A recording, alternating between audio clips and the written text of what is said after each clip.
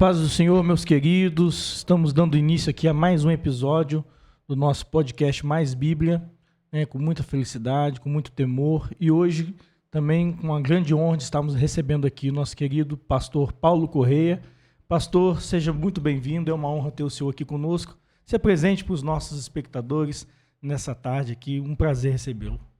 Para mim é uma satisfação enorme poder estar aqui com vocês e eu quero cumprimentar todo mundo com a paz do Senhor Jesus, dizer que eu me sinto honrado e espero de fato ser produtivo nessa nossa conversa. Eu me chamo Paulo Correia, eu sou lá de Patinga, congrego na Igreja Evangélica Projeto Ômega. Mandar um abraço para os meus pastores, Deus abençoe todos de uma forma muito especial. Sou casado com a irmã Sândila e pai de duas princesas lindas, a Valentina e a Helena. E eu espero realmente hoje poder ser uma conversa onde as pessoas sejam muito edificadas e que o reino de Deus ele continue avançando consideravelmente. Então, estou pronto. Amém. Vamos nessa. Então vamos lá, né, pastor? Então, para você, nossos espectadores, hoje o nosso tema vamos estar aqui abordando um pouco sobre as relações interpessoais, pastor, né, principalmente no cenário interno da igreja. Hoje nós estamos vivendo, né, um mundo onde a pluralidade religiosa está na moda, seja, né, na questão do universalismo, né, de todos os caminhos são verdadeiros e suficientes, ou a questão até mesmo do ecumenismo, onde há um espaço para todos os tipos de pensamentos religiosos, né? Isso é o que tem sido vendido, principalmente nas mídias. Uma grande dificuldade é a gente lidar com a questão do evangelismo quando se depara com aquela questão: por que o cristianismo é a religião certa? E como a gente passar isso para uma pessoa que às vezes tem uma vivência totalmente contrária ao que o cristianismo prega. Então a minha pergunta seria essa: como explicar isso para essa pessoa, como introduzir esse entendimento, principalmente lidando com pessoas que estão com uma mente totalmente cauterizada? Essa resposta ela é bem ampla e talvez a gente precisaria de uma exegese bem aprofundada para poder chegar a esse denominador. Mas eu diria que o cristianismo seria a religião correta a ser seguida por alguns motivos. O primeiro motivo é porque ele aponta para o Deus verdadeiro e é nisso que eu quero me ater. Por que eu creio que o Deus da Bíblia ele é um Deus verdadeiro? Se você for fazer um apanhado em qualquer tipo de religião, todos os deuses que são apresentados, eles são produtos do universo. Mas o Deus da Bíblia, ele antecede o universo. No livro de Isaías, capítulo 43, diz que antes que houvesse dia, Deus falando acerca dele, eu sou. Então, ele antecede ao universo. Segundo motivo, porque esse Deus é o Deus verdadeiro, é porque além dele anteceder, a Bíblia conta para nós que ele é o único Deus. Isso já em Isaías 45. Ele reivindica o fato dele ser único. Em todas as religiões, por exemplo, os deuses que são apresentados, eles são apresentados de maneira plural. Não existe apenas um, mas existem vários que são seguidos ou adorados. Então, mas o Deus da Bíblia, ele é um Deus que é um Deus único. Além dele ser um Deus único, tem um terceiro motivo. 1 João 4, verso 16, diz para nós que Deus ele é amor. A essência do Deus da Bíblia é uma essência de amor. Então, além dele permitir ser amado, ele corresponde a esse amor. Então, ele ama e ele permite ser amado. E todas as outras religiões apresentam deuses que são temidos. Por esses três motivos, esse Deus bíblico, ele é um Deus verdadeiro. Ou seja, ele é o Deus que criou o espaço, ele é o Deus que criou a matéria e ele é o Deus que criou o tempo. Além de ter feito isso, ele enviou o Filho dele à Terra. João 3,16, Deus amou o mundo de tal maneira que enviou o seu Filho único para que todo aquele que nele crê não pereça, mas tenha vida eterna. Então nós temos um Deus verdadeiro que a Bíblia nos apresenta e ele envia o Filho dele. Ao enviar o Filho dele, Jesus Cristo, Jesus diz o seguinte: eu sou o caminho, a verdade e a vida. Então ele aponta para nós sobre quem nós devemos seguir, por onde nós devemos andar e qual é o destino das pessoas que seguem e andam sob os cuidados dessa pessoa que é Cristo. E os seguidores de Cristo, no livro de Atos dos Apóstolos, quando eles estão em Antioquia, eles são pela primeira vez chamados cristãos. Então, seguidor de Cristo é chamado cristão. E cristão é da onde deriva o termo cristianismo. Então, o cristianismo é a única religião que aponta para o Deus verdadeiro, que antecede o tempo, o espaço e a matéria. Por esse motivo, eu diria que seguir Cristo, ter o cristianismo como a religião a ser seguida, não que o cristianismo seja uma religião propriamente dita, mas eu diria que o cristianismo, por esse motivo, seria a religião certa para a gente poder caminhar dentro dela. E tendo isso que o senhor está falando, né, pastor? Lá em Atos 4:12, nós estamos vendo aqui, é a igreja primitiva ali dando seus primeiros passos, mas já havia essa preocupação, que quando fala aqui, né, não há salvação em nenhum outro, pois não há outro nome debaixo do céu pelo qual os homens possam ser salvos. Exatamente. Muitas das vezes a gente tem um certo receio, às vezes, de quando pregar para alguém, de enfatizar esse aspecto de que Jesus é o único caminho. Mas a gente vê que isso não impediu a igreja de crescer. Exatamente. Muito pelo contrário, até porque nós temos um aspecto, o senhor falou sobre o amor.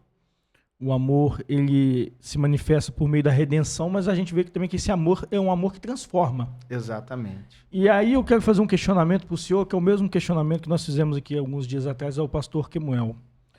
Eu li uma frase essa semana que dizia o seguinte, que o evangelho, ele não é inclusivo, ele é transformador, e que as pessoas não têm um certo conflito com isso hoje. O senhor concorda com essa frase? Até que ponto, né, o evangelho, ele inclui as pessoas e até que ponto ele foca mais na questão da transformação e não se adaptar às pessoas? Existem dois aspectos que a gente pode abordar isso. Do ponto de vista social, o evangelho ele é inclusivo. Inclusivo em que aspecto? Você vai ver o cristianismo cooperando para um fator que ficou esquecido por muito tempo. Há muito tempo, a educação, por exemplo, ela era um artigo de luxo, que só era permitido aos filhos das pessoas nobres, ou às pessoas nobres. Mas o cristianismo, com essa inclusão social, viabilizou a educação para tudo quanto é tipo de pessoa. Jesus, por exemplo, recrutou para a sua escola apostólica pessoas que até então não tinham aptidões no sentido educacional para seguir uma escola rabínica. E Jesus trouxe essas pessoas para poder estar com ele. Se a gente for olhar no contexto histórico, grandes universidades elas foram criadas com o intuito de serem centros teológicos e se tornaram grandes universidades. Por exemplo, Harvard, Princeton, Oxford e tantas outras universidades ganhadoras de prêmios Nobel foram criadas a princípio por cristãos e tinham o intuito de serem escolas teológicas. No ponto de vista social, o evangelho ele é inclusivo. Ele deu, por exemplo, à mulher um protagonismo que até então, em outros tempos, essas mulheres não tinham. Mas do ponto de vista teológico, o evangelho ele é transformador. O fato dele ser inclusivo não quer dizer que ele não gere transformação. E a principal ferramenta da pregação do evangelho é a transformação. Então, Jesus faz o convite, vinde como estais. Esse vinde como estais é um convite para que as pessoas se afiliem a ele. Mas ele não permite que pessoas que caminham nele sejam sempre a mesma pessoa. Porque Paulo diz aos Coríntios, por exemplo, que quem habita em Cristo é nova criatura, as coisas velhas se passaram e eis que tudo se fez novo. Então, a resposta que eu diria para você é, do ponto de vista social, sim, o evangelho ele é inclusivo. Ele traz pessoas que até então eram desprezadas pela sociedade. Mas do ponto de vista teológico, ele é transformador. Então, nós não podemos abraçar o lado inclusivo, esquecer o lado transformador, e não podemos também desprezar que, embora sejamos agentes de transformação, nós também temos o papel de inclusão. Talvez essa seria a resposta mais indicada. Correto, pastor. Então, pastor, vamos lá. O cristianismo ele se diferencia das demais religiões nesse aspecto de aliar a inclusão e a transformação. Sim. Acolhemos pessoas, mas essas pessoas elas não ficam da mesma forma. Há um aspecto de transformação. E essa transformação ela vai abranger todos os aspectos da vida daquela pessoa. A Bíblia diz que quer comais, quer bebais, fazer tudo para a glória de Deus. 1 Coríntios 10, 31. Algumas religiões excluem certos aspectos. Se preocupam com a saúde, se preocupam com o emocional, mas o cristianismo, ele abrange o homem por completo, alma, corpo e espírito. Então, vamos ver aqui, você espectador, fique bastante atento a essas questões, vamos ver aqui algumas questões e alguns aspectos do cotidiano, dessas relações interpessoais, e de que maneira que a palavra de Deus trabalha essas questões nas nossas vidas. E a primeira questão que eu quero trabalhar com o senhor aqui é a questão da amizade no contexto do cristão. O cristão, ele deve ter um cuidado ao adotar as amizades, ao construir amizades. Qual cuidado ele deve tomar? Quais os critérios, né, que ele deve adotar na escolha de uma amizade? A Bíblia fala o seguinte, que em todo tempo ama o amigo, mas na hora da aflição nasce o irmão. Tem um provérbio, que não é um provérbio canônico, mas que diz que quem encontra um amigo encontra um tesouro. A amizade, ela precisa passar por algumas provas antes de você considerar aquela pessoa um amigo de fato. E o maior exemplo que nós podemos ter de provas que amigos devem passar para que eles de fato sejam amigos é a maneira como Jesus tratou Pedro e a maneira como Jesus tratou Judas. Judas e Pedro foram provados por Jesus em áreas parecidas e foram reprovados em áreas diferentes. Quando Jesus, por exemplo, em Cesareia de Filipe, pergunta a Pedro o seguinte, quem disse que eu sou? Ou pergunta aos discípulos e Pedro responde, Pedro diz, tu és o Cristo, o Filho do Deus vivo. Quando Jesus faz essa pergunta, ele responde a Pedro o seguinte, bem disseste, porque não foi carne nem sangue que te revelou, mas meu Pai que está no céu.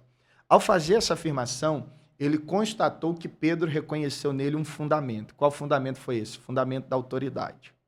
Sendo que quando Jesus foi preso e que ele foi pressionado a dizer que era amigo de Jesus, Pedro negou. E por inúmeras ocasiões, ele não bancou a amizade dele com Cristo. Então eu digo que Pedro, ele foi bem sucedido na prova da autoridade, mas ele falhou na prova da amizade. Judas foi provado na mesma questão, sendo que reprovado em área distinta. Quando Jesus está no Getsêmani e Judas aparece para poder entregá-lo, ele dá um beijo. Jesus diz a ele assim, amigo, com um beijo você me trai. Ao dizer que Judas era amigo, algumas pessoas falam assim, Jesus era amigo de Judas, mas Judas não era amigo de Jesus. Sendo que a constatação de Jesus não era só da parte dele, era do contexto. E o contexto era que Judas era amigo de Jesus de fato. Sendo que, por que Judas ele traz Jesus? Era porque ele desprezava a amizade? Não, porque ele estava com Jesus desde que foi recrutado para o colégio apostólico.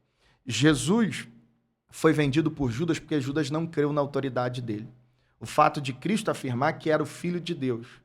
Então, por esse motivo, ele vai lá e vende, como as demais pessoas também não criam nessa afirmação. Então, ele é aprovado na prova da amizade, sendo que reprovado na prova da autoridade. E aí, Judas e Pedro me dão uma lição. Qual é a lição? Que pessoas assim como Pedro, que reconhecem sua autoridade, mas negam sua amizade, essas pessoas um dia vai negar você. Mas pessoas como Judas, que passam na prova da amizade, mas desprezam sua autoridade, um dia essa pessoa vai te vender. Se você quer trazer alguém para perto, ela precisa ser provada nesses dois fundamentos. Não basta apenas ser amigo e estar perto de você, precisa reconhecer sua autoridade. E não basta apenas reconhecer sua autoridade, mas não ter afinidade com você. Porque ou vão te negar, ou vão te vender. Então, para a gente escolher com bastante critério as amizades, você precisa colocá-los à prova. Boa parte das pessoas que se decepcionam com quem eles diziam ser amigos nunca provaram quem eles disseram que de fato é amigo.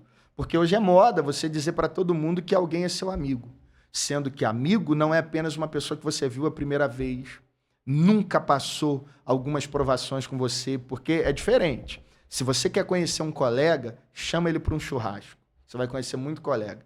Mas você quer conhecer um amigo, enfrenta um dia de provação. Vê quem que vai te telefonar. ver qual é a pessoa que vai na sua casa. Então não adianta apenas que pessoas reconheçam sua autoridade, mas não têm intimidade. Essas pessoas vão acabar te traindo. E não adianta apenas pessoas ter intimidade com você, mas desprezam sua autoridade. Elas vão acabar te vendendo. Então esse é o conselho que eu dou para quem quer ter bons amigos. Interessante também, né, pastor? Eu gosto muito daquele versículo de Amós 3:3 que fala: poderão dois andarem juntos se não estiverem de acordo? Hoje há aquela questão de que muitos cristãos têm amigos que não compartilham da mesma fé. E isso gera, por vezes, um conflito, né? Um conflito de fé, um conflito de valores, né? E eu conheço muitos que têm esse conflito no dia a dia, mas que, em virtude dos anos de amizade, não têm coragem de romper esse ciclo. Mas qual o conselho que o senhor daria para essas pessoas que percebem que chega um ponto que essa amizade às vezes pode corromper? A Bíblia fala sobre as más conversações corrompem os bons costumes. E talvez essas más conversações, elas nascem na maioria das vezes no nosso ciclo de amizade. Exatamente. Né? Toda vez que Jesus ele vai trabalhar em uma pessoa, primeiro ele tem o hábito de tirá-lo do ambiente em que ele está acostumado. E isso faz parte de um processo pedagógico. Porque algumas vezes o meio que você está inserido, ele tem um poder de te fazer retroceder. Você vai ver que, por vezes, Jesus ele vai aconselhar que pessoas não retornem ao ambiente da onde foram tirados. E o próprio Deus, por exemplo, com os magos que foram visitar Jesus, o conselho que foi dado a eles era que eles não voltassem pelo mesmo caminho. Então, quando Jesus ele nos chama para uma caminhada com ele, primeiro ele vai nos tirar do ambiente que nós estamos acostumados, por um motivo. T.D. Jakes diz que o pior lugar para a gente crescer é o local que nos viram crescendo, porque aquelas pessoas sabem demais da gente, conhecem demais quem somos, sabem todos os nossos fracassos e também nossas virtudes. Então, aquele lugar é um lugar que nós estaremos em constante provação. Por isso, Deus precisa nos tirar algumas vezes desse ambiente. Quando ele vai tratar para que Abraão se tornasse o pai da fé e o pai de multidões, Deus vai dizer para ele: sai da tua terra, do meio da tua parentela e vai para a terra que eu te mostrarei. Então, o período que Jesus nos tira do ambiente que nós estamos acostumados, das amizades que nós estávamos acostumados, esse ambiente é para um treinamento. Porque quando nossa identidade cristã já está formada, nós temos mais estrutura para poder conversar com essas pessoas como fonte de bênção, e não apenas na defensiva, pensando que uma hora ou outra nós podemos ceder e voltar para o lugar de onde Jesus nos tirou. Então é muito importante, para que essas amizades não nos façam voltar, que a nossa identidade em Cristo seja firmada. Porque quando ela estiver firmada, não tem palavras, não tem propostas, não tem intrigas, não tem perseguições que nos façam retroceder. Porque quem sabe quem não se vende mais por uma amizade barata.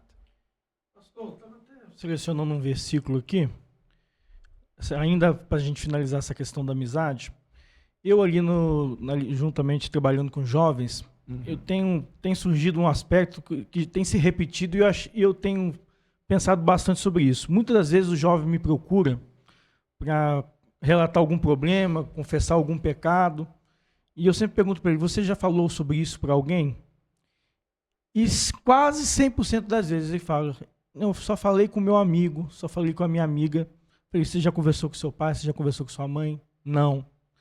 Então, quase todos já conversaram com algum amigo ou amigo, mas nunca conversaram com o pai, com a mãe, com o seu pastor, com a sua liderança. Então, a gente nota que criou-se essa ideia de que o seu primeiro conselheiro é o seu amigo. E a gente vê na Bíblia que isso pode ser bom, mas isso também pode ser muito ruim. A gente tem o exemplo de Roboão, que preferiu dar ouvido aos conselhos dos seus amigos do que os dos conselheiros de seu pai. Então, qual deve ser o cuidado, agora eu falo para a liderança, né, de uma igreja, de um departamento, né, de conseguir captar, né, em meio a esses ciclos de amizade, identificar o perigo de que jovens aconselhem jovens e muitas vezes esses jovens não estejam preparados para se autoaconselharem. Isso é uma questão muito pertinente e boa. A primeira coisa que eu preciso dizer são para os próprios líderes. Alguns líderes criam uma imagem de que eles são super-heróis, que eles nunca erram. E por eles criarem essa imagem, eles transmitem um certo medo para quem comete um deslize, de chegar para ele e contar. Esse medo acontece por conta do que eles imaginam que acontecerá. Serei tratado com imensa severidade, serei exposto e coisas desse tipo.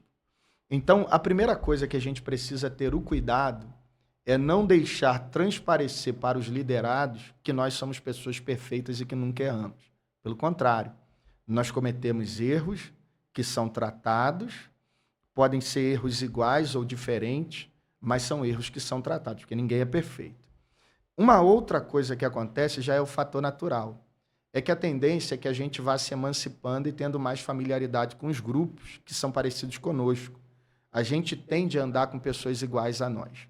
E por já entender a reação da outra pessoa, acaba ficando mais fácil para você contar para ela o que aconteceu. Mas o que a Bíblia diz para nós é o seguinte: confessai as vossas culpas uns aos outros. Tiago fala sobre isso.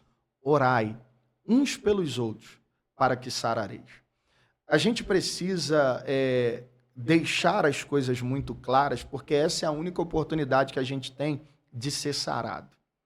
Um problema que essa geração tem enfrentado é que nós desacostumamos a ser corrigidos. Você quer entender qual é o segredo de um ministério fracassado? Ali tem alguém que não foi corrigido. Você quer saber por que uma família naufragou? Ali tem alguém que não aceitou correção. Você quer saber por que jovens desviaram? Ali tem alguém que não aceitou correção. O segredo para viver uma vida honrosa, bem-sucedida, é aceitar a disciplina do Senhor. A Bíblia diz que quando nós somos julgados, somos repreendidos pelo Senhor para não sermos condenados com o mundo.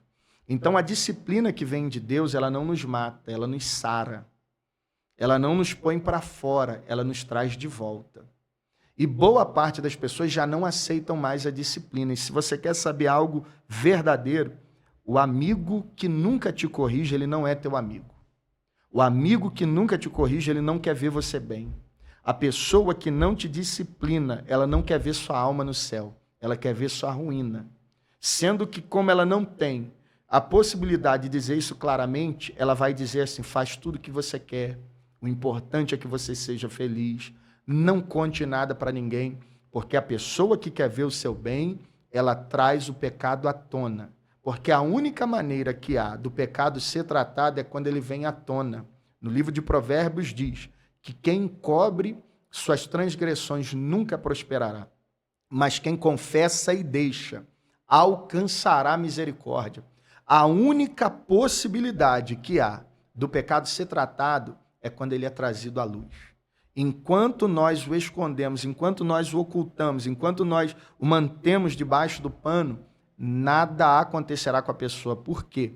Porque Deus não trata personagens. Deus trata pessoas de verdade. Então, se eu finjo estar bem quando eu estou mal, não há possibilidade de Deus me tratar, porque Deus não trata artista. Deus trata pessoas de verdade.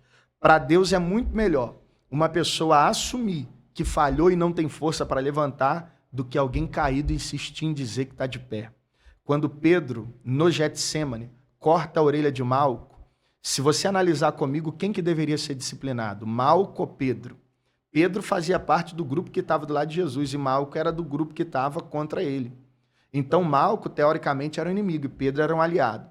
Sendo que Jesus, ao invés de corrigir Malco, incentivar Pedro, e diz assim: Pedro, não faça tal coisa, porque quem com a espada fere, com a espada vai ser ferido. Ele expôs publicamente, disse para ele não fazer. Imagina os inimigos olhando para Pedro, falando, defendeu ele e ele expondo Pedro. Sendo que é muito melhor ser exposto por Jesus e ao mesmo tempo ser instruído do que fingir que não está acontecendo nada conosco e enfrentar o silêncio de Deus. Então, assim, não tenha medo de revelar o pecado que você praticou em oculto, porque a única maneira que há de você ser tratado é quando ele é trazido à tona. Então, não mantenha seu pecado em cativeiro com um grupo de amigos que você tem. Traga ele para a luz, porque essa é a única oportunidade, pela palavra, do seu pecado ser tratado. Essa é a única forma. Pegando um gancho no que estamos falando aqui, pastor, o senhor está falando aí sobre pecado não confessado. Temos os pecados não confessados, que são os pecados visíveis, mas nós também temos pecados não confessados, que são aqueles que se concluem de forma invisível, né? Aqueles que se concluem, às vezes, dentro da nossa própria mente, não são exteriorizados. Queria que o senhor falasse um pouco sobre essa questão dos pecados invisíveis, aqueles que se concretizam dentro da nossa mente, nos nossos pensamentos, né? E que a gente não exterioriza, não expõe, e que somente realmente Deus e a pessoa é quem sabe disso. Esses pecados invisíveis, eles são mais destrutivos do que os visíveis. Porque os pecados visíveis, há a possibilidade de você ser instruído e há a possibilidade de você ser tratado, mas os invisíveis não. Geralmente nós vemos quando alguém está fora do estereótipo que nós imaginamos ser um bom estereótipo, mas a gente não consegue enxergar soberba, a gente não consegue enxergar arrogância, a gente não consegue enxergar vaidade, a gente não consegue enxergar uma série de coisas. Então, dentre esses pecados invisíveis, tem um pecado que talvez desencadeie todos os demais, que seria o pecado do orgulho. O pecado do orgulho, ele é o cabeça de uma série de pecados. Porque a pessoa que não ouve ninguém, ela não faz isso sobre a premissa de que não precisa de ajuda. Ela faz isso porque tem um orgulho dentro dela. A pessoa que só faz o que dá na telha e nunca o que fazem para ela, ele não faz isso porque ele é inteligente o suficiente, ele faz isso por causa do orgulho. O orgulhoso, ele está muito longe de Deus. O orgulhoso está nas trevas. Porque não há compatibilidade com o estilo de vida ensinado por Jesus, de humilde e manso de coração, com o orgulho implantado no coração de centenas de pessoas. Quando a Bíblia diz assim, vinde a mim vós que estáis cansados e sobrecarregados, e eu vos aliviarei, geralmente a gente para por aí, sendo que o versículo continua. Ele continua dizendo o seguinte, tomai sobre vós o meu jugo, aprendei de mim que sou humilde e manso de coração, e encontrareis descanso para a vossa alma. O intuito de Deus não é só dar alívio, porque existem pessoas que procuram Deus só para ter alívio. Estão preocupados, querem alívio. Estão num dia mau, querem alívio. Estão passando por uma provação, querem alívio. Mas Deus não quer apenas dar alívio, Deus quer dar descanso. Porque o descanso é mais profundo que o alívio. O alívio resolve agora. O alívio resolve para hoje. Mas o descanso é eterno. E o orgulhoso, ele nunca vai descansar em Deus. Porque a única coisa para ele que funciona é o jeito que ele mesmo acha que tem de ser. O Deus do orgulhoso é ele mesmo. O Deus do orgulhoso são os seus próprios sentimentos. O Deus do orgulhoso são os seus próprios anseios. Sendo que o orgulhoso ele faz um favor para Deus. Sabe qual é o favor que o orgulhoso faz para Deus? Ele ajuda a Deus a definir de que lado ele está na guerra. Porque a Bíblia diz assim, Deus resiste ao soberbo, mas ele dá graça ao humilde. A palavra resistir quer dizer se colocar do outro lado. E a palavra graça quer dizer favor não merecido. Toda guerra que uma pessoa com orgulho tentar menosprezar alguém, isso facilita para Deus definir de que lado ele está. Deus nunca vai se posicionar do lado do orgulhoso. Ele sempre vai se posicionar do lado do humilde. Quando alguém quiser lutar com outra pessoa e ele fizer isso movido por seu orgulho, por sua arrogância, por sua vaidade, pelos anseios pessoais, é nessa hora que Deus diz assim, eu já sei de que lado eu estou. Quando Golias enfrentou Davi, por exemplo, Golias foi orgulhoso. Porque ele disse, esse jovem pensa que eu sou um cão morto. Está vindo contra mim com paus e espadas. Ele ficou 40 dias gritando, manda um homem para poder lutar comigo. Tomado pelo orgulho no coração dele. Mas quando Davi aparece para lutar e o gigante continua orgulhoso, ele favoreceu ou facilitou o trabalho de Deus. Deus disse, eu já sei de que lado eu estou. Eu estou do lado do humilde. A graça que recebe o humilde é o favor não merecido. E a resistência que o orgulhoso tem é se colocar do outro lado. Tem horas que Deus ele se posiciona do seu lado, porque você clama, porque você jejua, porque você pede, porque você ora, porque você está aflito. Mas tem horas que Deus vai para o seu lado sem que você faça nada. E sabe que horas é essa? É a hora que o orgulhoso tenta te menosprezar. É essa hora que Deus diz, eu já sei de qual lado eu estou nessa luta. E quando Deus define de que lado ele está, é certo.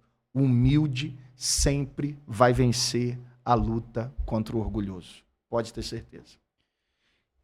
A Bíblia, né, pastor, ela sempre propõe muito o orgulho e contrapõe com a questão da honra.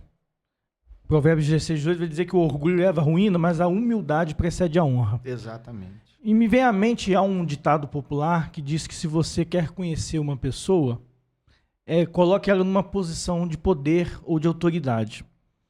Então existem muitas histórias de pessoas que viveram uma vida de humildade ou que assim transpareciam, mas que quando elas alcançam um certo poder, um certo cargo, elas adotam uma postura de orgulho. E a pergunta que eu faço à luz da Bíblia para o senhor: é possível uma pessoa ser honrada e ela se manter humilde e fiel a Deus? Com toda certeza. Eu posso te falar de 2 exemplos bíblicos. O primeiro exemplo é Saul. O primeiro ano do reinado de Saul foi excelente. Quando ele é ungido por Samuel, ele define, sendo o menor da casa dele, ele se define dessa maneira. Ele vai na aldeia de profetas, ele profetiza, ele é cheio do Espírito Santo. Ele obtém vitórias em nome de Deus. O primeiro ano do reinado dele foi incrível, porque ele ainda não estava consolidado. Mas quando ele se consolida no poder, ele começou a fazer o que ele achava que tinha que ser feito. Deus pede para que em uma guerra ele elimine tudo, mas ele traz o melhor da guerra. Quando ele não tinha autoridade de oferecer sacrifício, sendo essa a função de sacerdote, ele oferece sacrifício. Ele deixou com que o poder subisse a cabeça dele. E bem verdade é que o poder ele não muda ninguém, ele apenas revela o que já está dentro da pessoa. Isso é uma das ideias de tentação. Você sabe o que é uma tentação? Tentação é quando uma oportunidade bate de frente com um desejo. Todos nós temos um lado que a gente precisa ter uma vigilância mais acentuada. Porque se a gente não vigiar nessa área, acaba deixando aquelas coisas nos dominarem. Então, a tentação é quando a oportunidade bate de frente com o desejo, ou o desejo bate de frente com a oportunidade.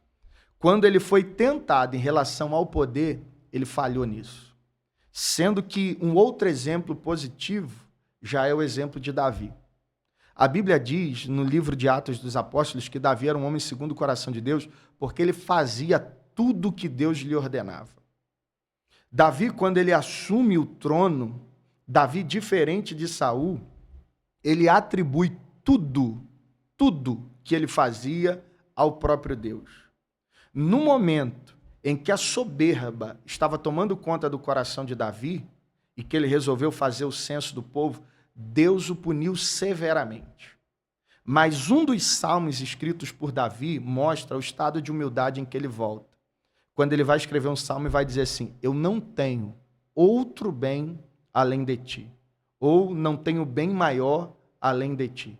Quando ele declara isso, ele está dizendo assim: Deus, eu tenho muito ouro, mas isso não se compara com o Senhor. Tenho muitos servos, mas isso não se compara com o Senhor. Eu tenho muitas pessoas que trabalham para mim, muitas alianças, mas isso não se compara com o Senhor. Quando Deus nos coloca em um determinado lugar, nós precisamos ter o cuidado para que a tentação do poder não nos destrua. Existe uma das frases que a gente prega há muitos anos, que tem 3 coisas que pode roubar qualquer crente. É o dinheiro, o poder e o sexo. Se você souber lidar bem com essas 3 áreas, dificilmente você vai ser parado. Porque é muito difícil você parar alguém que caminha com humildade e persevera em Cristo. É muito difícil. Falando ainda desses pecados invisíveis, né, pastor? Existem 2 pecados que a Bíblia aborda, que são o pecado da inveja e do ressentimento. Jó 5:2 vai falar que, por certo, o ressentimento destrói o insensato e a inveja mata o tolo. E muitas das vezes esses 2 sentimentos, tanto a inveja quanto o ressentimento, eles podem ter sido gerados ou eles, às vezes, poderiam ser curados se tivesse o que a gente chama de perdão. Exatamente. A falta de perdão, por vezes, vai alimentar esses 2 pecados invisíveis. Queria que o senhor falasse um pouco para nós sobre a questão do perdão. Por que é tão difícil perdoar, pastor? Essa é uma das perguntas que talvez existam vários motivos que nos levem a isso. Mas eu vou dizer primeiro começar da inveja. O que seria inveja? A inveja é quando você sente dor com o sucesso de outra pessoa. A inveja é um relacionamento inapropriado, é como um adultério da alma. Porque o invejoso, ele se relaciona com o sucesso de outra pessoa. É uma união ilícita. Sendo que o invejoso, ele despreza 3 coisas. Primeiro, o invejoso despreza quem é.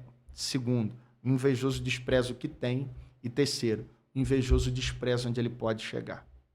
O invejoso, ele consegue ver você num degrau acima do que ele está, mas ele nunca consegue enxergar as dores que você passou para estar lá.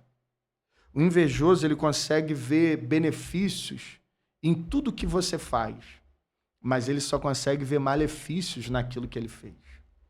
O invejoso, ele despreza até o fato de pessoas lhe tratarem bem, porque, na verdade, ele queria estar no lugar que você está, porque ele não quer apenas o que você tem. O invejoso quer ser você. Sendo que ele não consegue perceber que para estar onde você está, você já teve que passar por dores que ele nunca se submeteria a passar. O invejoso não considera isso. E por conta disso, ele vai criar dentro do coração dele o que a gente chama de amargura. E a Bíblia algumas vezes fala de raiz de amargura. Existe um livro chamado A Isca de Satanás, em que ele cita a amargura como uma das principais ferramentas usadas pelo diabo para poder parar uma pessoa.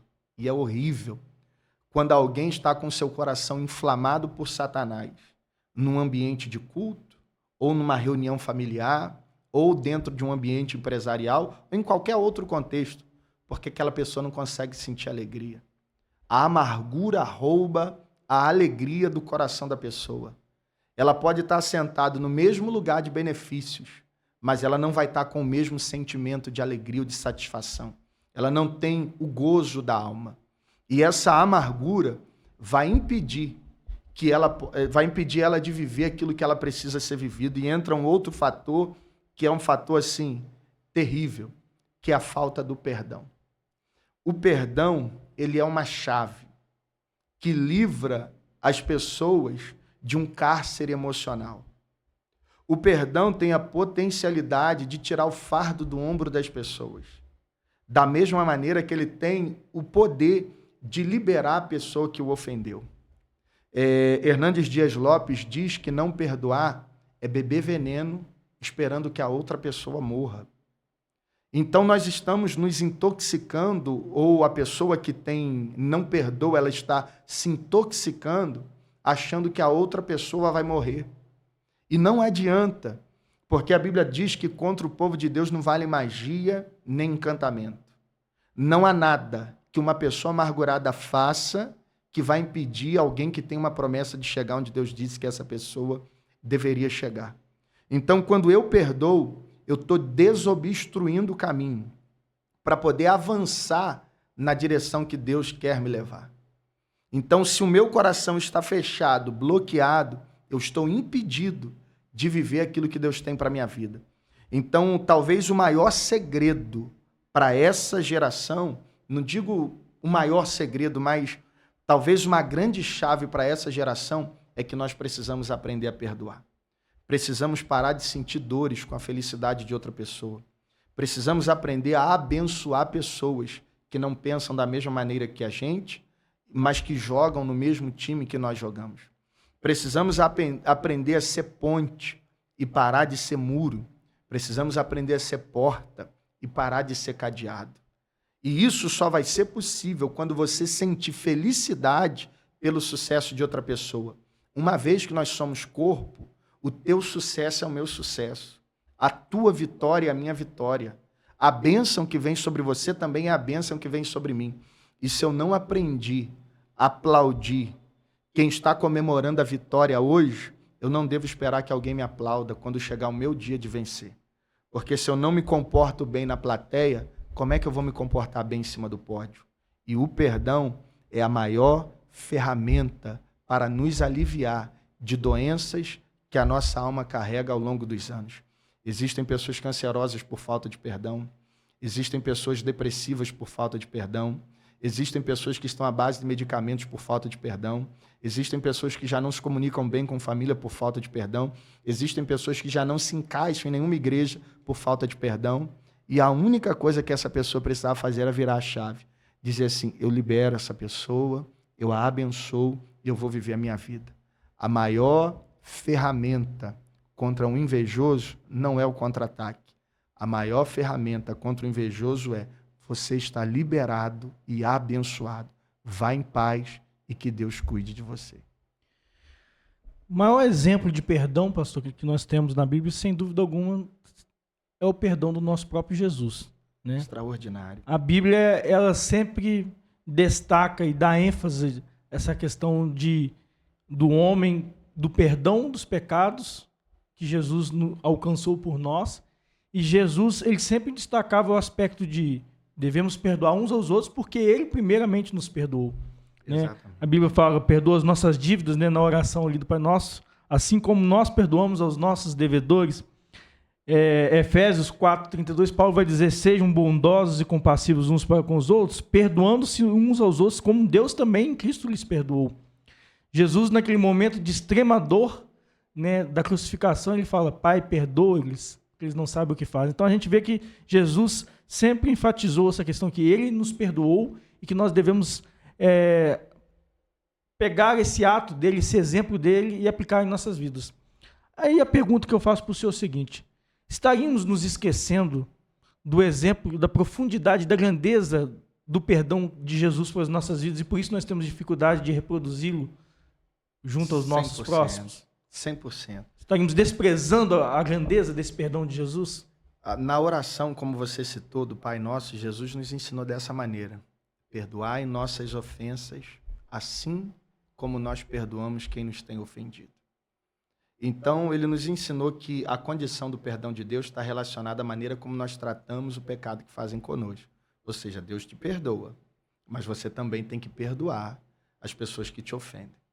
Quando nós olhamos para a cruz romana, onde Jesus ele foi colocado, ela é 2 traços de madeira. Um na horizontal e o outro na vertical.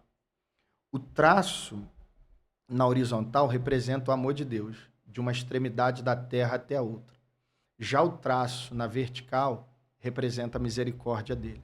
Salmo 57, verso 10, tem uma versão que diz assim, a verdade se estende até a nuvem, mas a tua misericórdia até os altos céus. Se você me fizer uma pergunta assim, o diabo precisava mentir para poder nos parar? Eu diria para você não, era só ele dizer a verdade. Se ele dissesse a verdade sobre a nossa natureza humana pecaminosa, tendenciosa, já estava tudo certo. Então, por que ele não diz a verdade? Porque a verdade não é que ela tenha menos poder, mas a misericórdia é um fator que inibe essas verdades acusativas. Então, quando qualquer verdade contra nós está sendo dita diante de Deus, esse Salmo 57, verso 10, ele vem a calhar. Porque é como se Deus dissesse assim, verdade acusativa, para na nuvem, porque eu preciso ouvir uma outra coisa aqui. Aí diante de Deus chega o seguinte, as misericórdias do Senhor são as causas deles não serem consumidos. Elas se renovam a cada manhã. As suas misericórdias, elas não têm fim. Quando Jesus ele teve a oportunidade de abrir a boca na cruz, que é o sinônimo do teu amor e da tua misericórdia, ele podia falar qualquer coisa. Mas a frase que ele decidiu falar foi a seguinte, Pai, perdoa-lhes, porque eles não sabem o que fazem. Eu prefiro crer que a pessoa que nos ofende, nos persegue, nos calunia, ela não sabe o que faz, do que crer que aquela pessoa está sendo consciente ao fazer o que está fazendo. E, de fato, se nós tivéssemos compreensão da maldade, se tivéssemos noção do que a perseguição ou a calúnia pode fazer com alguém, eu acho que a gente não faria. Mas por conta da ignorância, as pessoas acabam fazendo isso. E o nosso papel, assim como Cristo nos ensinou, é perdoa as suas ofensas, assim como Deus perdoa a nós que o temos ofendido. Então, nós precisamos lembrar que o perdão, ou essa esse instrumento tão poderoso foi ensinado por Jesus e nós, como imagem e semelhança dele, refletimos a sua glória, precisamos sim perdoar. E esse perdão não é deixar de lembrar, porque perdão não é amnésia. Perdão é lembrar do que te aconteceu e não ter mais nenhuma dor. E aí você vai me fazer, não digo, vai me fazer uma pergunta, mas eu vou fazer um raciocínio com você. Perdoar é conosco.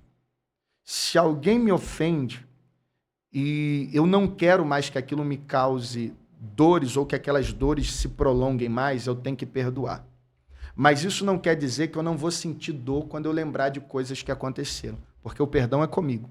Mas agora, a cura da dor que me foi feita é com Deus.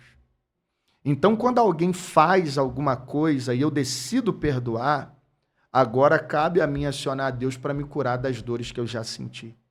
E o único que tem poder de entrar na nossa linha do tempo e começar a tirar dor por dor é o próprio Deus, que é responsável por fazer isso quando Ele mesmo nos ensina que a cura, ela vem à medida que nós perdoamos.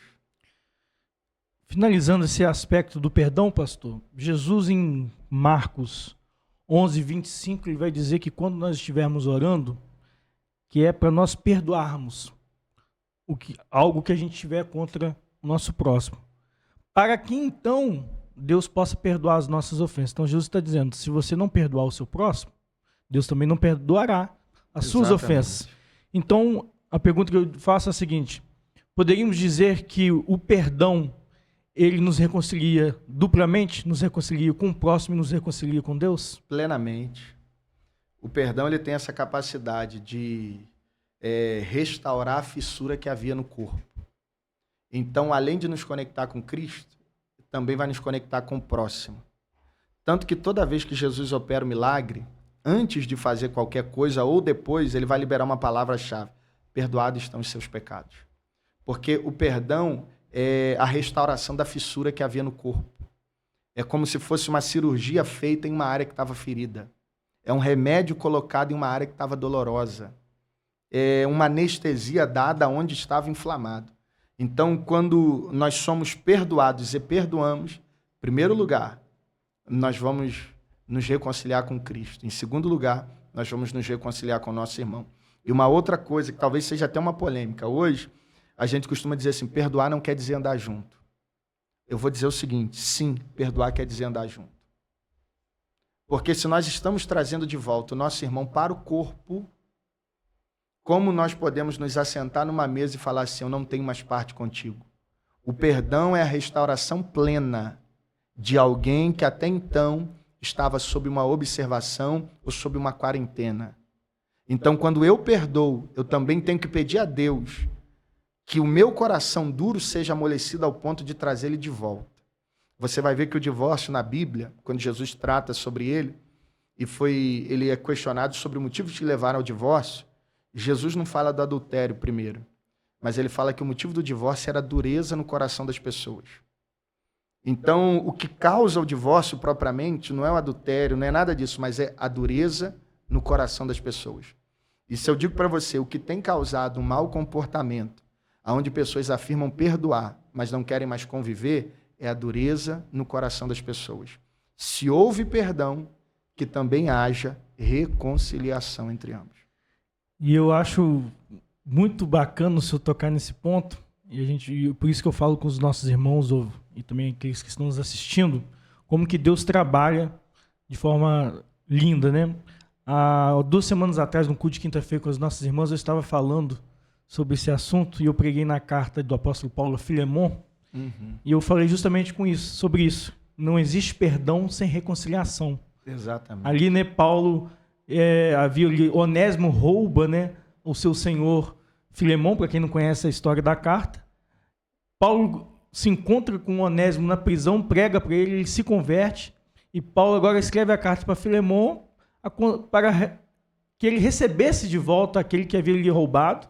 E Paulo fala para que ele perdoasse, mas fala também para ele receber agora como irmão, né? Exatamente. E ainda fala, se tem alguma dívida, eu pago, né? Então, a gente tem que entender que perdoar não é simplesmente esquecer o que foi feito.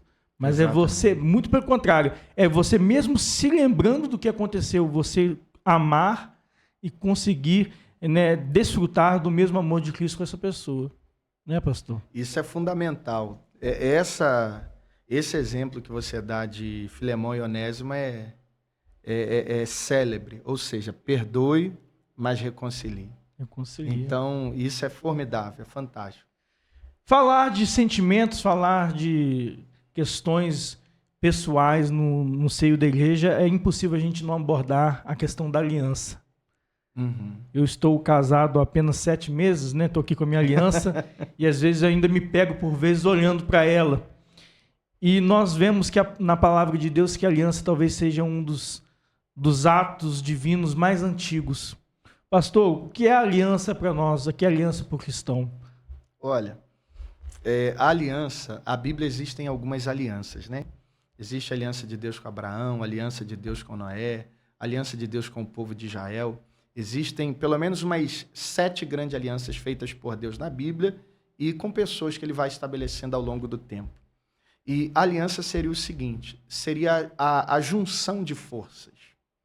Geralmente, quando 2 povos se aliançavam, eles o faziam para tentar suprir a carência que um determinado povo tinha. Por exemplo, se um povo é perito na guerra e o outro povo é perito no campo, eles se aliançavam para que esse povo que era perito na guerra pudesse suprir a fraqueza do outro que é perito no campo. E o que é perito no campo pudesse suprir a fraqueza do que é perito na guerra. Então, aliança é quando você doa força para suprir fraqueza. E aí entra uma questão muito importante. Por quê?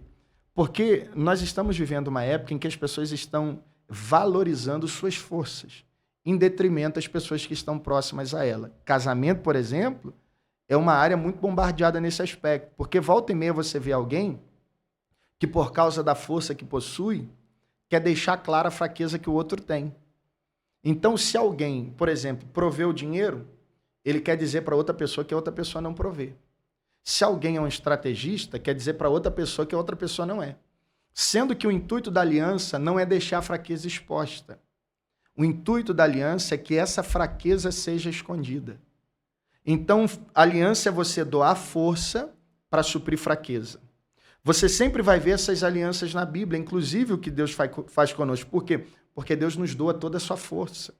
E o que Ele colhe de nós? A nossa fraqueza. Então, quando nós nos aliançamos, nós estamos dizendo para o próximo o seguinte, olha, eu vou suprir tua fraqueza com a minha força. Então, esse negócio de relacionamentos, aonde todo dia é uma indireta para que a fraqueza do outro fique exposto, essa pessoa não fez uma aliança, essa pessoa fez um contrato, que é diferente, porque a aliança tem um sentido espiritual e o contrato tem apenas um sentido físico. Contrato é você faz a sua parte, eu faço a minha. Aliança não. Aliança é eu vou suprir tua fraqueza com minha força. Então, se famílias entendessem que a aliança tem mais poder do que contrato, elas não exporiam fraquezas de ninguém. Se ministérios entendessem que a aliança é mais importante que contrato, eles não deixariam ninguém expostos. Se em empresas, funcionários entendessem que alianças são mais valiosas do que contrato, eles não exporiam fraquezas. Porque quando você doa sua força é exatamente para colher a fraqueza da outra pessoa. Nós estamos aqui conversando. Aquilo que eu não sei, você está suprindo com o que você sabe. Então é um diálogo de aliança entre nós. Então nós não estamos apenas num contrato, você faz sua parte, eu faço a minha. Pelo contrário, nós estamos aqui para ser cooperadores, para ajudar um ao outro. E a mesma coisa, qualquer pessoa que faz uma aliança, ela tem que entender que a aliança não é apenas uma assinatura de contrato, onde você faz sua parte, eu faço a minha. Uma outra coisa interessante dentro da aliança é que a Bíblia pede que a gente seja fiel. E fidelidade não é apenas ser leal, porque o leal ele faz o seguinte, ele vai fazer o papel dele. Mas quando ele entender que o outro não tem mais feito o papel dele, o leal deixa de fazer a parte dele. Sendo que a Bíblia pede para a gente ser fiel. Porque o fiel ele continua fazendo a parte dele, mesmo quando a outra parte deixa de cumprir a tua. Por exemplo, você pega um crente fiel. É o cara que está triste, mas ele está lá. É um cara que está passando na provação, mas ele está lá. É uma pessoa que está vivendo seus dilemas, seus conflitos, mas ele permanece, porque ele é fiel. A Bíblia fala que mesmo que o homem seja infiel, Deus permanece fiel. Por quê? Porque ele não pode negar a si mesmo. Então, independente do que o homem faça, toda parte que Deus disse que faria, ele vai fazer. Por quê? Porque Deus é fiel. Então, aquilo que eu faço ou deixo de fazer, não vai mudar o que Deus faz ou deixa de fazer ou o que ele disse que faria. Então, a aliança tem peso, tem força. E que força é essa? É para suprir a fraqueza da outra pessoa. Isso, para mim, seria uma aliança. Ontem eu estava ali em Caratinga, pastor, e a palavra do pastor ali que foi trazida para os obreiros foi sobre o aspecto de que Israel, por diversas vezes, trai a aliança que tinha com Deus. E trai em que sentido? O senhor deu um conceito que eu estava até anotando aqui, que a aliança é unir forças para suprir fraquezas. Exatamente. Israel, por diversas vezes, tentou suprir suas fraquezas fazendo uma aliança com nações ímpias. Exatamente. Vivemos tempos hoje em dia, pastor, que por vezes a gente vê que a igreja, ela para suprir fraquezas e até mesmo medos, ansiedades, ela tem feito aliança, mas essa aliança que ela tem feito não é uma aliança que agrada a Deus, tem feito aliança com o homem, com instituições carnais, com instituições meramente políticas. Como a gente lida com essa questão de quando a igreja, ela parece que começa a perder a fé na aliança de que Deus é aquele que tem o poder suficiente para suprir as nossas fraquezas? A maior contribuição que a igreja pode dar ao mundo é não se parecer com ele. Se a igreja, ela sendo sal da terra, ela começa a se equiparar ao gosto que essa terra tem, ela deixou de ser o sal. Ela deixou de ser a luz. Ela deixou de ser embaixada do reino. Nós precisamos construir pontes com tudo quanto é tipo de instituição, com tudo quanto é tipo de pessoa. Mas nós não podemos vender nossos princípios. Nós não podemos abrir mão de valores que são inegociáveis para poder ficar bem. Você não vai ver, por exemplo, Deus com os seus profetas, que são profetas verdadeiros, dizendo para eles se associarem ao mundo para eles poderem ter êxito em sua mensagem. Ao contrário, o termômetro nunca foi o apreço popular. Se fosse assim, Daniel, no tempo que prega, ele contrariou a expectativa da maioria das pessoas. Isaías, Ezequiel, Jeremias, eles contrariaram a expectativa da maioria das pessoas. Eram homens que caminhavam sozinhos. Mas exatamente pela postura que eles adotaram diante de Deus, eles foram bem-sucedidos. Eles tiveram contato com nações, tiveram contatos com reis, tiveram contatos com pessoas importantes? Tiveram.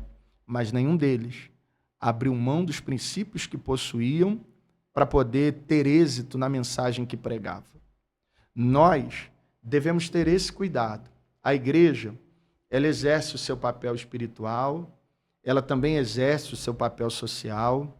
A igreja não pode desconsiderar o fato de haver uma determinada cidade, pelo contrário, a visão de Deus para a igreja é conquistar determinada cidade.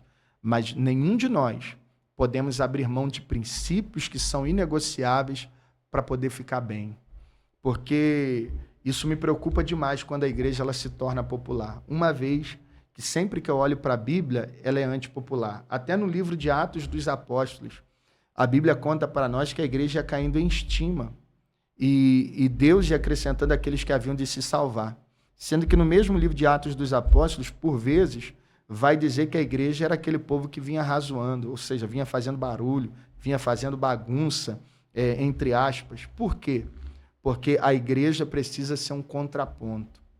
Nós não somos uma ONG, nós não somos uma instituição politizada, nós não somos centro de recuperação humanamente falando, nós somos casa de oração, somos porta do céu. Então, colocam a igreja nas cordas hoje, numa espécie de bancos dos réus, como se nós fôssemos culpados pelo atraso que a sociedade vive, entre aspas. Mas a verdade nós temperamos. A terra ela não está pior por causa da igreja. A terra ainda não virou um caos por causa da igreja. E se a igreja deixa de ser igreja, não há motivo algum para que ela exista. Então, podemos ter contato? Podemos, mas sem que os nossos princípios sejam perdidos. Ainda finalizando essa questão da aliança e introduzindo ainda um outro aspecto, pastor. A aliança fala de fidelidade com Deus. E percebemos que quando a gente fala de aliança e da saúde dessa aliança com Deus, é inevitável que nós abordarmos aqui dois conceitos que eu creio que a igreja, por vezes, não tem uma compreensão muito clara do que é e da distinção entre esses dois termos. E esses dois termos a que eu estou me referindo é a questão do propósito e do processo. Então, eu gostaria que o senhor fizesse uma distinção para nós, explicasse para os nossos espectadores essa questão do propósito e do processo na vida do cristão. Exatamente. O propósito seria o motivo pelo qual nós existimos. Esse é propósito. E processo é o caminho pelo qual passamos para alcançar o motivo pelo qual existimos. Então, processo é o caminho e propósito seria o destino. Tem uma expressão que é muito popular hoje, isso está muito nas nossas mensagens. Hoje pregam muito sobre propósito e processo. São frases que a gente vai ouvir. Propósito, processo, destino. São frases muito populares, palavras muito populares. E algumas pessoas gostam até de dizer, ó, Deus revela o propósito, mas ele não revela o processo. Sendo que isso, de certo modo, pode ter razão, mas não é uma verdade absoluta, porque Deus revela processo. Como que eu sei que Deus revela processo? Jesus falou assim, no mundo vocês terão aflições, mas tem de bom ânimo. Eu venci o mundo. No mundo vocês tereis aflições, processo. Quando Paulo ele é incentivado, por exemplo, a não ir a Jerusalém, ele vai dizer assim, ó, eu não sei o que me acontece, a não ser o que o Espírito Santo tem me revelado, de todas as cidades que eu passo, que o que me aguarda são cadeias e prisões. O apóstolo Paulo falou que o que eu aguardava em Jerusalém eram cadeias e prisões. Isso é processo. A gente quer criar um kit ilusão na igreja para que a pessoa venha totalmente alienada. E isso é óbvio, não é uma via de regra, e não são todos que fazem isso. Mas a gente vende um kit ilusão de que estar com Cristo é que todos os problemas vão acabar, que a pessoa nunca mais vai ter as dores que tem hoje, sendo que é o contrário. Teve um pastor uma vez, contou uma história, e um jovem chegou para ele e falou assim, pastor, eu quero te fazer uma pergunta. Por que quando eu era do mundo, eu não sentia as dores que eu sinto hoje? Eu não tinha essas perseguições que eu tenho, eu não passava por essas provações que eu passo. Por que quando eu era do mundo, nada era tão difícil quanto é hoje? Aí o pastor disse para ele sabiamente, é porque morto não sente dor. No mundo você passava por tudo isso, sendo que você estava morto, e morto não sente dor. E hoje você está vivo. Se você está sentindo essas dores, é sinal que você está vivo. Então, a questão do processo, sim. Nós precisamos parar de vender uma ideia de que ser cristão é viver num país de faz de contas, num Alice no País das Maravilhas, num mundo encantado, porque não é isso. A Bíblia fala para nós assim, vos dei a minha palavra e o mundo vos odiou. Jesus falou isso no Evangelho segundo João escreveu. Então, o inimigo declara guerra contra nós, não é porque nós somos da linha de frente, não, nada disso. Mas uma vez que a palavra de Cristo entrou em nossa vida, a guerra está declarada. Então, Deus, sim, ele fala sobre processo. E o propósito é que é muito interessante, é muito maior do que nós pensamos ou imaginamos. Paulo escrevendo aos Coríntios, o que o olho não viu, o ouvido não ouviu, o que não subiu ao coração do homem, é o que Deus tem reservado para nós. Meu amigo, o motivo pelo qual nós lutamos é, sem dúvida, o que nos faz levantar motivados para lutar todos os dias. Paulo disse também, esquecendo-me das coisas que para trás ficam, eu prossigo em direção ao alvo, pelo prêmio da soberana vocação. Então, sabendo que nós que seremos galardoados por Cristo, viveremos coisas que nem se comparam aos processos que nós estamos agora. Paulo, mais uma vez, as aflições do tempo presente não é nada a ser comparada com a glória que em nós há de ser revelada. Então, assim, Deus sim fala de processo, Deus sim fala de dores, Deus sim fala de pessoas que trairão, Deus sim fala de pessoas que nos abandonarão, mas eu sei que nada disso se compara com o prêmio da soberana vocação. Então, a nós, que estamos ainda num processo, precisamos continuar caminhando. Por quê? Porque Cristo nos salvou, nos tirando de um barco que estava prestes a afundar. E nos colocou num bote salva-vida e nos deixou no mar. E falou assim, ó, o porto seguro é logo ali na frente. Não desçam do barco. Tem tubarões em voltas, tem pessoas que vão tentar desistir por lá, vai ter algumas pessoas que vão tentar fazer esse barco afundar, mas ele vai chegar lá, continua dentro dele. A nossa jornada entre processo e propósito é essa. É saber que tudo que acontece hoje não se compara com a glória que em nós há de ser revelada. Amém. É o Romanos 8:28, né? Que a gente às vezes reluta tanto em entender. Exatamente. Tudo coopera para o bem daqueles que amam e temem a Deus, né? Exatamente. Esse tudo gera muitas das vezes uma angústia, uma ansiedade, né? Exatamente. Mas é confiar que em meio a este processo o propósito vai ser alcançado, né? Porque Deus vela pela sua palavra. É verdade. Pastor, nós estamos chegando aqui já na reta final do nosso podcast, mas eu tenho aqui ainda alguns questionamentos acerca desse assunto, e eu quero aqui pegar dois temas que de certa não são o mesmo, mas estão relacionados. O primeiro dele é o poder das palavras, né? Até que ponto aquilo que nós falamos influencia as nossas vidas, influencia os nossos relacionamentos, e também já fazendo a ponte aí, também a questão de lidar com pessoas problemáticas. Porque, às vezes, as pessoas que a gente lida que são problemáticas, na maioria das vezes, elas são problemáticas por causa daquilo que elas têm o hábito de falar. Exatamente. São pessoas, talvez um exemplo muito claro disso seria Pedro, né? Era um homem que falava de forma muito explosiva, por vezes, e isso causava problemas, como causou problemas no início da igreja primitiva, ao ponto de Paulo ter que chamar a atenção dele, porque ele nem sequer se assentava para comer com os gentios, né? Então, o que o senhor falasse a respeito disso? A questão do poder das palavras e até que ponto isso se torna tão problemático de forma a gerar conflitos com pessoas dentro da igreja? Por trás de toda pessoa problemática existe um histórico traumático. Então, ninguém é problemático porque quer. Eu não acho que alguém vai acordar um dia e falar assim, quero ser uma pessoa problemática e causar problema para todo mundo, quero poder estragar a felicidade de alguém. Ninguém vai acordar dizendo isso.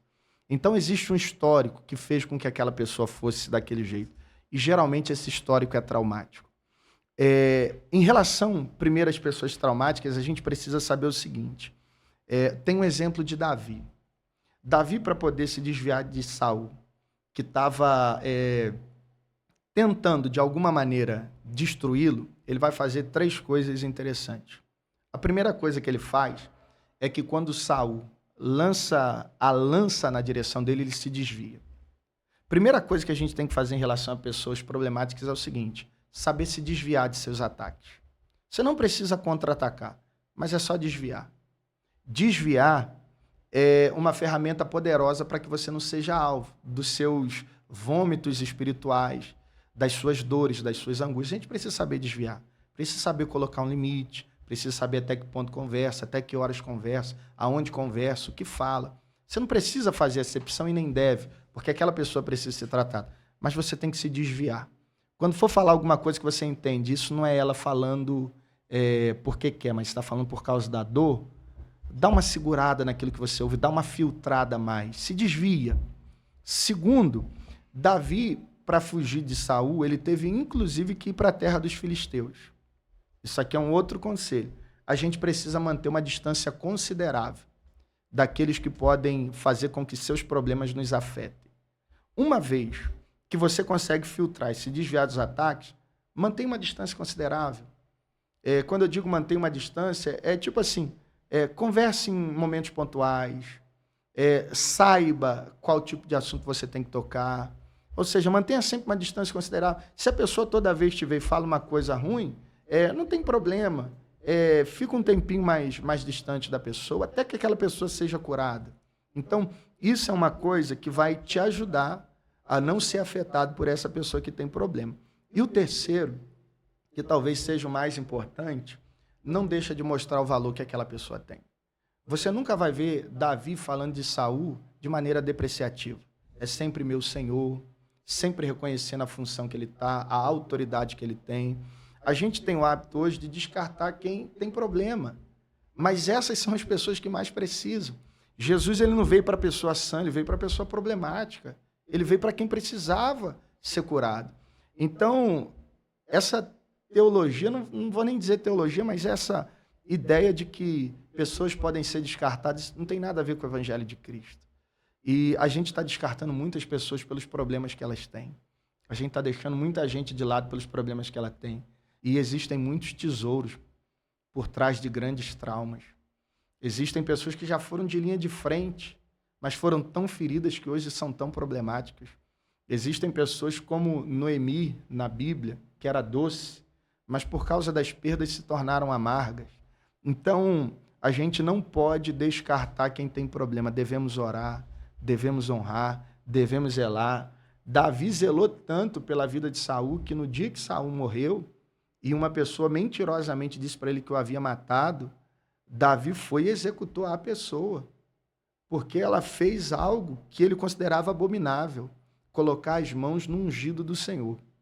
Então, esses 3 conselhos eu dou para lidar com pessoas problemáticas. Se desvie de seus ataques, mantenha uma distância considerável e não os descarte, mas ore por ele. Eu acho que essa seria a chave para a gente ter uma vida tranquila. Agora, o segundo, que seria o poder da palavra, é o seguinte.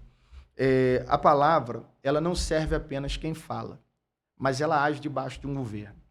A Bíblia diz que a vida e a morte, elas estão no poder da nossa língua. Aquilo que eu falo, ou ela vai ser um agente divino ou vai ser um agente diabólico. Então, o que eu falo, eu preciso medir muito bem, porque tem muitas pessoas que não sabem discernir intenções ou sentimentos.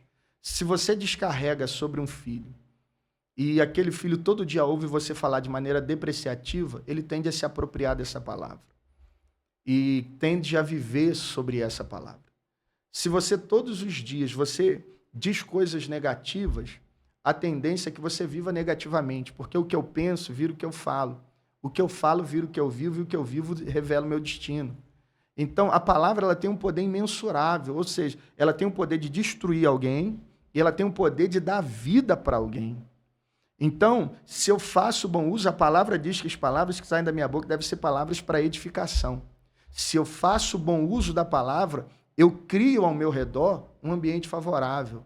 E como é bom você receber uma pessoa com um bom dia, faz toda a diferença. Liberar uma palavra de incentivo faz toda a diferença. Dizer um elogio faz toda a diferença. Então, enquanto melhor for o uso das minhas palavras, mais efetivo eu serei. E melhor será para a construção do ambiente que eu estou. Você pode fazer um teste. Mire em alguém e comece a falar só coisas negativas. Só coisas negativas. Você vai ver que em pouco tempo aquela pessoa vai te responder com a mesma intensidade. Agora, vire para alguém e comece a falar só coisas positivas. Você vai ver que em pouco tempo aquela pessoa vai te responder na mesma intensidade. É como se você colocasse um cachorro raivoso na frente de um espelho. Você vai ver que o cachorro olha para o reflexo dele e começa a rosnar. E o reflexo vai rosnar para ele. Ele vai continuar rosnando. Você vê por quê? É porque é aquilo que ele está fazendo. Então, se você semeia palavras boas, você vai colher ações boas. Mas se você semeia palavras de morte, você vai semear palavras de morte. É tão sério que a Bíblia diz que a palavra branda, ela calma os ares. Ou seja, a palavra tem o poder de dar o temperamento do ambiente. Além disso, a nossa palavra tem que ser temperada com sal. Nossa palavra tem que ser minuciosamente calculada. Ela tem que servir para agregar alguma coisa. Ou seja, sal demais estraga, sal de menos não serve. Você não pode deixar de falar, mas você também não deve falar demais. Então, se a gente conseguir utilizar bem as palavras que saem da nossa boca, nós construiremos um ambiente totalmente favorável. E isso em todos os aspectos da nossa vida. É aquela questão, né? A palavra da nossa boca, que ela seja para a edificação das nossas vidas, né? Porque tem pessoas, né, pastor, que elas têm o prazer em falar, em caluniar, em difamar, em às vezes até colocar uma lenha na fogueira. Exatamente. Mas a gente vê que a Bíblia, ela sempre se preocupa com esse aspecto. Eu estava aqui ainda pensando na fala anterior do senhor sobre descartar pessoas, Eu estava me recordando aqui do texto de 1 Samuel, ali o episódio em que Davi e seus 600 homens havia ido para a batalha, e depois de 3 dias de longa batalha, quando eles retornam, o arraial havia sido invadido e as mulheres, os seus bens, os seus animais haviam sido levados. E aqueles homens muito cansados, quando eles chegaram no ribeiro de Besor, 200 não tinham forças para atravessar e desistiram e ficaram pelo caminho. E ali, na hora que, quando Davi vai com seus homens, recupera tudo, houve uma discussão se eles deveriam ou não repartir com aqueles 200 homens que desistiram, e Davi fala que não poderia, né? Deixar de levar em consideração aquilo que aqueles homens já haviam feito. Naquele dia não era um dia onde eles não tinham força, mas aqueles homens eram homens que tinham valor, que já haviam demonstrado esse valor. E às vezes a gente desiste fácil, né? Demais. Das pessoas, mas a Bíblia nos dá exemplo de que Deus é aquele que não desiste até o final. Ele ainda há uma palavra de esperança. Tem 2 coisas nisso aí que são interessantes. Primeiro é Jeremias 18. Quando o Senhor pede ele para descer na casa do oleiro e o vaso se quebra na mão do oleiro. E você vai ver que ele usa aquele mesmo vaso que foi quebrado para refazê-lo, segundo a sua vontade. Isso mostra para nós uma coisa: no reino de Deus não tem nada de lixo. Uma outra coisa, Ezequiel 37. Ezequiel vê naquela visão vale de ossos secos. Ou seja, eles estavam secos, mas não estavam enterrados. Porque Deus não coloca um ponto final em algo que ele vai restaurar. Então, a gente tem o hábito de descartar pessoas pelos problemas que ela apresentam, quando deveríamos, na verdade, trabalhar no processo de restauração. Meu amigo, como é louvável você ouvir da boca de alguém que Deus a levantou, e uma das pessoas envolvidas no processo foi você. É fácil? Não. Mas a gente precisa parar de trabalhar em obra pronta. A gente quer obreiros prontos, pessoas que se convertem prontas, ambientes que já estão prontos, quando, na verdade, a gente tem que pôr a mão na massa para as coisas funcionarem.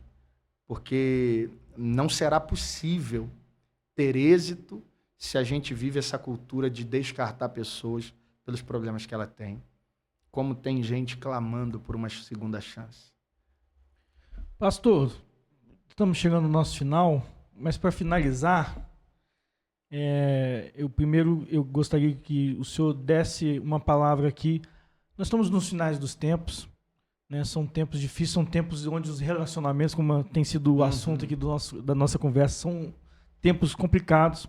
Então, primeiramente, eu gostaria que o senhor desse alguns conselhos, e principalmente o que nós devemos estar atentos nesses últimos dias. Qual deve ser aquele ponto onde nós devemos ter um carinho, um cuidado maior, né, em nossas vidas. E também, mais especificamente, para aqueles que estão iniciando. Nós estamos aqui na Semana da Palavra na nossa igreja, né, onde tem sido enfatizado muito o poder da Palavra de Deus e tem sido enfatizado também muito o chamado ministerial. E nós temos uma classe de obreiros, que é os auxiliares, né, aqueles que ainda estão dando seus primeiros passos, estão auxiliando ali o seu pastor, os seus líderes, e a Bíblia parece não especificar muito para eles o aconselhamento da forma que faz com outros, como os presbíteros, os diáconos. Então, gostaria que você já fizesse essa ponte aí. Primeiro, falando de um aspecto geral para a igreja do Senhor, sobre um cuidado que nós devemos ter agora nesses últimos dias, e também um aconselhamento para esses auxiliares, esses homens e mulheres, esses jovens que estão iniciando aí essa jornada, auxiliando o seu pastor nessa tarefa tão difícil que é a tarefa do rebanho do Senhor. Paulo, ele instruiu Timóteo de uma maneira bem interessante. Ele falou que nos últimos dias muitos se apostatariam da fé. A gente vê no cenário que antecede o fim 2 coisas que acontecerão e ficarão muito evidentes. Primeiro, nós veremos um cenário de apostasia cada vez mais comum e abrangente, que é preocupante para qualquer pessoa. São pessoas com desvios morais, doutrinários, sociais, enfim, nós veremos isso, o amor das pessoas se esfriando e esfriando mesmo. E em contrapartida a isso, nós também veremos um cenário de um derramado espírito. Porque Joel disse, nos últimos dias derramarei do meu espírito sobre toda a carne. São palavras do Senhor ditas por Joel. Então, se por um lado nós veremos uma apostasia generalizada, por outro lado, nós veremos um derramar como nunca vimos até agora. O meu conselho dentro desses 2 extremos é que nós paremos de ser espectadores e passemos a nos envolver. Que as nossas orações não sejam Deus faz, mas que a nossa oração seja Deus me use na obra que o Senhor está fazendo. Que a gente não seja apenas espectador, mas que a gente esteja envolvido ativamente naquilo que o Senhor está fazendo nesses últimos dias.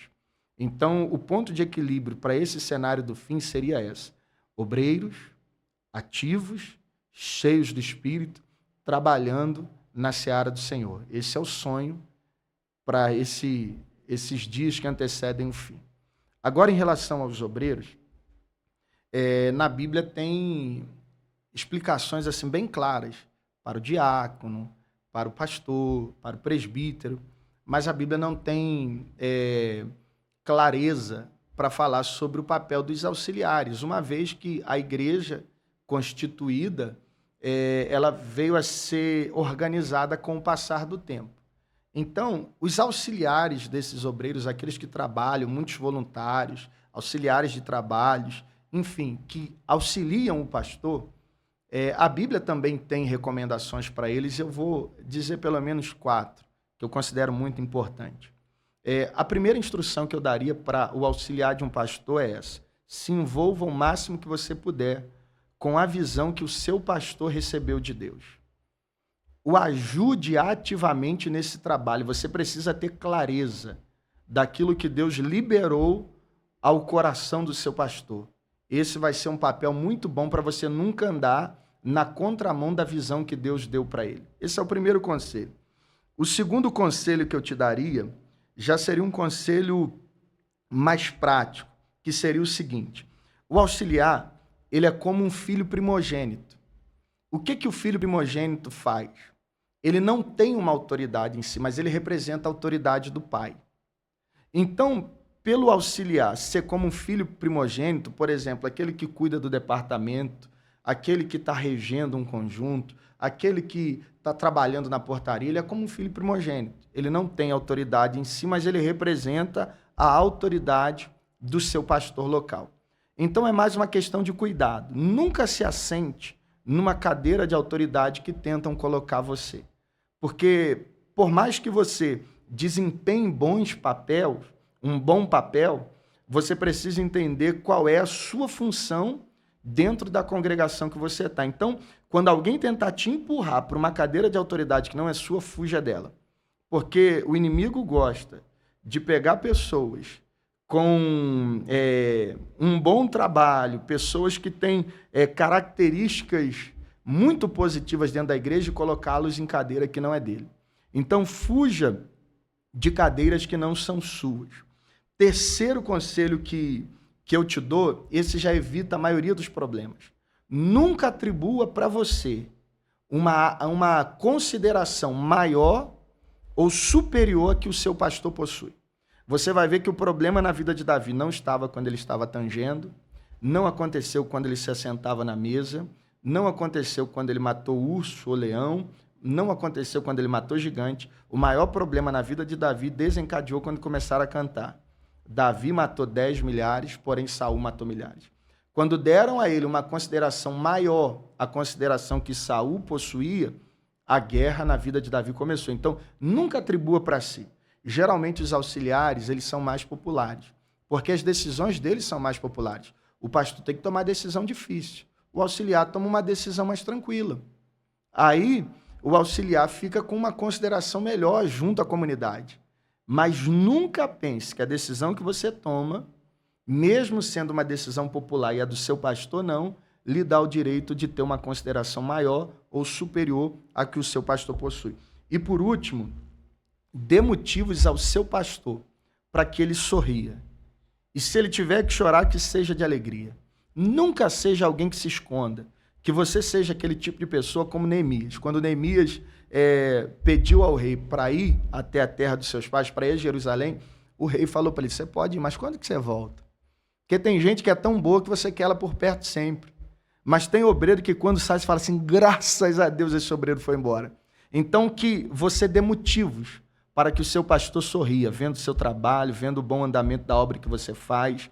Então eu diria que esses 4 conselhos podem te ajudar a cooperar positivamente na congregação que você faz parte. A partir disso, deixa Deus te usar em tudo que você faz, que certamente vai ser bênção. Amém. Você falando aí dessa questão do auxiliar e unindo tudo que a gente foi falado aqui, me veio à memória, pastor, que é a ocasião entre Paulo, João Marcos e Barnabé. A primeira vez, não quero esse rapaz comigo não, né? Teve aquela discussão, aquele problema. Depois, Paulo já louva a Deus pela vida de João Marcos, né? E diz que estava sendo muito útil para o ministério. Muito útil para o ministério. Então, fica aí este conselho. O início da caminhada, a gente vai lidar com uma série de coisas. Nós somos seres humanos, né, pastor? O servo de Deus, ele não está imune a passar por essas questões. Mas como foi falado aqui, e foi o propósito desse episódio, Deus, ele tem uma forma de trabalhar em todos esses aspectos da nossa vida. E ao final de tudo, que tudo seja feito para a honra, para a glória e o engrandecimento do nome do Senhor. Amém. Pastor, muito obrigado pela sua presença. Agradeço. Foi uma alegria muito grande, um prazer. Amém. Foi uma conversa muito edificante, tenho certeza, não só para mim, mas para todos nós que estão assistindo. Uma pena que essa conversa não possa se esticar mais, mas nós temos certeza que vai ter outras oportunidades. Vai ser um prazer receber o senhor aqui novamente. Quero agradecer aqui, primeiramente a Deus, é claro, que é a razão de ser deste trabalho, deste projeto. Os nossos patrocinadores, né, que estão passando aqui no nosso televisor. E também, é claro, a você que está nos assistindo. Compartilhe este vídeo, curta e propague ainda mais, né, esse evangelho, que é o nosso propósito aqui. O podcast Mais Bíblia é uma iniciativa da ADEC aqui de Matipó, né? E nós queremos também agradecer aqui o Rogério, né, o Rogério Júnior, nosso produtor, diretor técnico aqui, é o mentor, né, deste projeto que nós temos tocado aqui. E muito obrigado, Deus continue abençoando a vida de vocês. E só lembrando que todas as semanas nós estaremos aqui publicando um episódio novo, sempre com temas que são de extrema importância para a nossa vida espiritual. Deus abençoe a todos, obrigado, pastor. A paz do Senhor, meus queridos, fique com Deus e até o próximo.